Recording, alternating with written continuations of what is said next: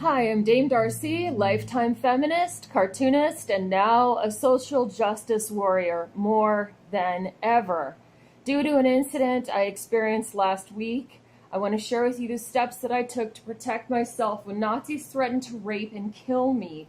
More and more of these incidents are happening now to people who speak out against our fundamental rights being violated. Last week I posted on my social media, as many others did, expressing concern for Heather Heyer, who was killed when an alt-right Nazi ran over her in the street during a protest where liberals were protesting without violence. I was also horrified by Trump's response to the murder, blaming the left protesters for antagonizing the violence when he said they were as much to blame as the Nazi murderers, which isn't true. A friend of mine in Savannah shared a post with me, which I responded on my feed calling out an alt-right guy in Savannah who was bragging about how he cracked someone's head open and also mocked the murdered woman. After sharing this post, I began to get rape threats and death threats from him and his Nazi pals. I did not back down, and I know about their kind, but they don't know about my kind, because they are ignorant bitches. I am already set up to be invisible, and I can be the voice of others who are not in the position to be. Now, that's why I'm even doing this video. That's why I even said that and spoke up against them, because I have no children that people can threaten. I have had an online business, and my comic book has been out for decades. So I already have a post service that goes to a different location other than my home. So I'm not trackable. I also go by my pen name, so you have to do a little research to even find my name. Now, it's not impossible to find me and find out my real info, but I'm also not as much of a target as people who have regular jobs, which I don't have. I can't get fired, or a house where you can just find the address and look it up online, which I don't have. Okay, so I was raised in Idaho in Mormon cult country, which is also ground zero for the white supremacists. So unfortunately, or fortunately now, during the Trump regime, I have experience and I know what to do. I ran away from Idaho when I was a teenager. I got a scholarship to the San Francisco Art Institute, and I went to San Francisco from Idaho because it was very liberal, and I thought that I'd be safe there. Now there's no more places to run. The whole world has become this way, and running isn't the answer. We have to face it, which is why I did face it. So here are some things that you can do to protect yourself if you too get attacked by Nazis or people threaten to rape you online or anything else. It's also the thing that women are instructed to do when they get attacked by rapists, just in general, like when you go to a self-defense course, which I took one at Lady Fest 2001 or something like that in Olympia, which was very helpful. And I suggest that we all brush up on these skills nowadays, because we're going to need them. Act defiant, scary, and in my case, you use witchcraft as a threat.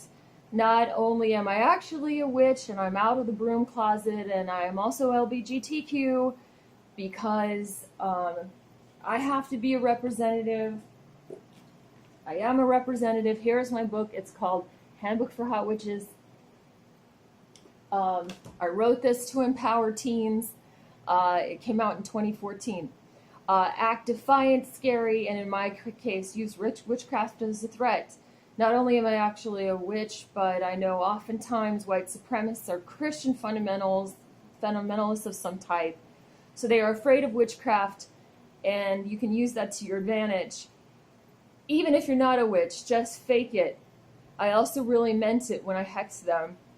Other things you can do are, I have my little lists here, things that I did. I went to Antifa. Okay, first off, I made a list of their names. There's their names. This might be backwards because I'm using my phone, but basically, I listed their names. I posted it on my on my Facebook and on my social media. I blocked them from my social media, but not after responding to some of their threats and posts. One of the things I said was I posted to Bronson A. Miller. He said, add her, meaning add me to a list, and make me a single mother, meaning rape me. I said, bitch, alt-right Nazis are playing follow the leader, acting just like their president. Rape? Who cares? They brag about it, in fact, and threaten random women on the internet who are already freaked out that Nazis killed a woman with a car the other day. One of these Nazis threatened to make me a single mother, and then I put a link to his name. You try to put a Nazi white trash baby in me, and I'll cut your dick off with my witch blade as a sacrifice to the goddess. So, that was my response. I have many more interesting, hilarious responses, as so did my friends, and I continued to not back down. The other thing, but I did block them. The other thing that I did was I called the local press.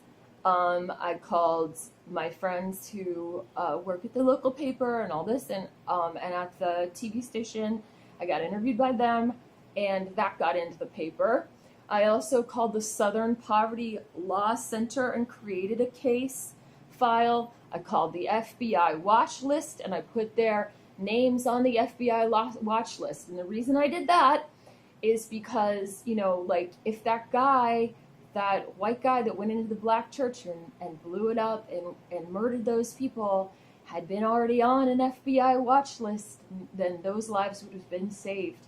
If I put these people on an FBI watch list, then they are less likely to threaten other people and also maybe even murder and rape other people.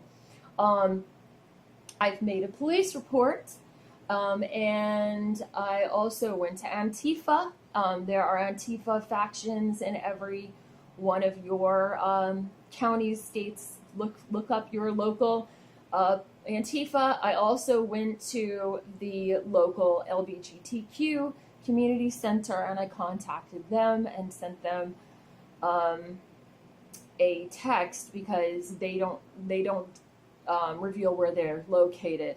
But being LGBTQ as I am, and having experienced this kind of threats before, and I'm sure that a lot of the people that are getting these kinds of threats are LGBTQ as well, you do have a community of people. Take advantage of it. I also went to the magistrate, city government, and got a protection order. And there's this thing called the Witness Protection Program. They now know about my case, and they also said to me, every one of these departments, all of these places told me, if this happens to you, too, then I suggest that you go into these places and do all this too, because they're creating a list. They're creating a list against all rights and racist and all of this behavior, so that they can create more protection and get more organized. So they thanked me for this. In fact, the alt-right Nazis were making fun of me and saying that they were going to laugh at me. They did not laugh.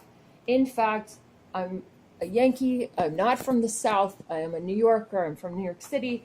And so was the police lady, and she didn't think it was funny. Bitches. So, these are the steps in which you can take. These are the steps I took. I suggest you don't have to be as public about it as me if you want to be more safe. But at the same time, when you call bullies out on their crazy crap and you show them for what they are, they're less likely to actually follow through on their stuff, and they know that other people are watching and there's safety in numbers. So if you have any other questions about this stuff, you can see everything that I did, that I posted, that I said, that my friends said On my social media, I'm Dame Darcy, and I am a mermaid, I am a witch, I am a feminist, and I'm proud of it. Oh, and by the way, the most recent thing that I found out was that after I hexed the Nazis, the lead guy who attacked me, his teeth fell out. So that works. Have a great day. Blessed be. Take care. And be safe. Love, Dame Darcy.